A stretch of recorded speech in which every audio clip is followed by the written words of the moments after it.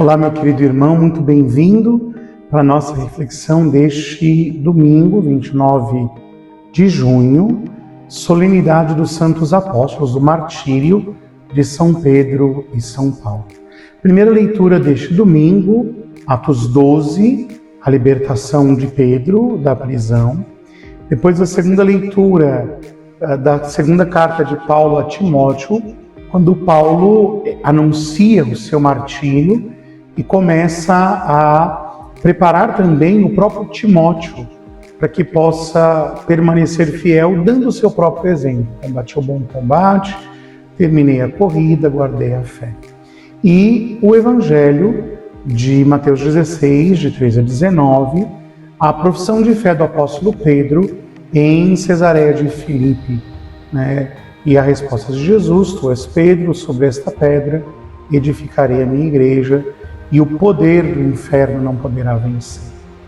Bem, meus irmãos, celebrar o martírio dos santos apóstolos Pedro e Paulo é, na verdade, celebrar o testemunho de Jesus Cristo, que os primeiros cristãos, as colunas da igreja, entre eles as duas principais colunas, Pedro e Paulo, deram este testemunho autêntico, verdadeiro, coerente de Jesus Cristo, que os tornou capazes de entregar a vida pelo Senhor.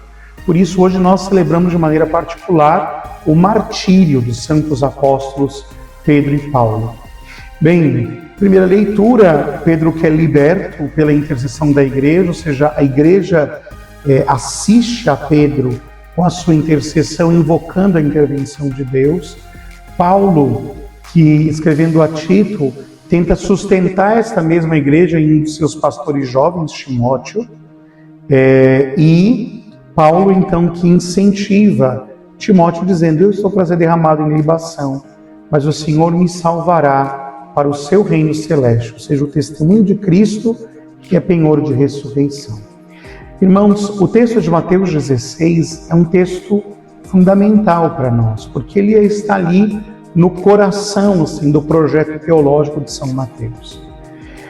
Mas se esconde na pergunta de Jesus uma pergunta que é feita a nós: quem dizeis que eu sou? E Pedro, ao professar a fé no Messias, o Filho do Deus vivo, recebe, por assim dizer, uma revelação capaz de sustentar toda a sua vida. Também nós somos interrogados pelo Senhor e temos que dar esta resposta que nos une a Pedro, né? Que nos une à igreja no testemunho de Cristo. Por isso a vida cristã toda é uma vida de testemunho. A nossa vida é uma vida marcadamente testemunhal. E nós devemos nos questionar acerca disso, se temos dado o testemunho de Cristo. E muitas vezes, irmãos, nós pensamos de ser difícil de dar o testemunho de Cristo, e de fato é. Mas o Senhor nos sustenta para dar esse testemunho. É muito interessante que Jesus leva os discípulos a Cesareia de Filipe, um lugar onde não se havia o hábito de cultuar a Deus de maneira tão intensa como no restante de Israel. Mas em Cesareia de Filipe era comum se cultuar os deuses romanos, entre os quais o deus Pan, né? E ali em Cesareia de Filipe se era conhecido como as portas do inferno, por causa do número imenso de altares elevados a outros deuses, a falsos deuses, e também porque se imaginava que ali, no lugar onde estavam esses ídolos, existia um lugar exato pelo qual se poderia ter acesso ao inferno. E é neste lugar que Jesus convida os discípulos a darem o seu testemunho.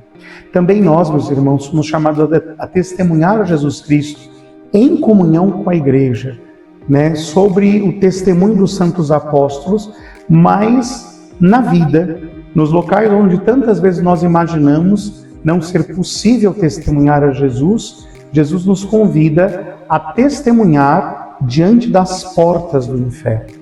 Por isso, Jesus vai dizer, né, Pedro, tu és pedra, sobre esta pedra edificarei a minha igreja, e as portas, está no original, né? São Gerando traduziu pelo poder, e as portas do inferno não poderão vencer. Por quê, meus irmãos? porque Cristo nos conduzirá às portas dos infernos, ou seja, nos locais mais distantes da fé, aonde estão os nossos irmãos que ainda não conheceram a Cristo, para que nós testemunhemos a eles, e testemunhando a eles com a coerência da nossa vida e com a graça que vem do céu em primeiro lugar, o Senhor será capaz de, pelo nosso testemunho, alcançar esses corações. E assim, as portas do inferno serão vencidas. Por isso, nós não devemos temer o mal, né? Sempre gosto de dizer isto. As chaves do reino dos céus são dadas àqueles que têm poder sobre as portas do inferno em Cristo. E isso é interessante de nós pensarmos. Na verdade, não é o mal que, em primeiro lugar, ataca a igreja.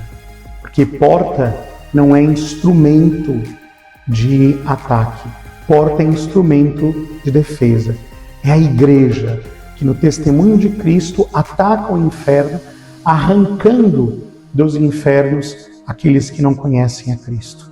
Portanto, meus irmãos, nos alegremos, porque a vitória de Cristo, as chaves do reino dos céus, por Pedro, foram colocadas em nossas mãos, para que anunciemos a Cristo e para que vejamos todos e cada um dos dias da nossa vida tantas pessoas poderem entrar no testemunho do Senhor. Deus te abençoe, Santo Domingo, e viva São Pedro e São Paulo.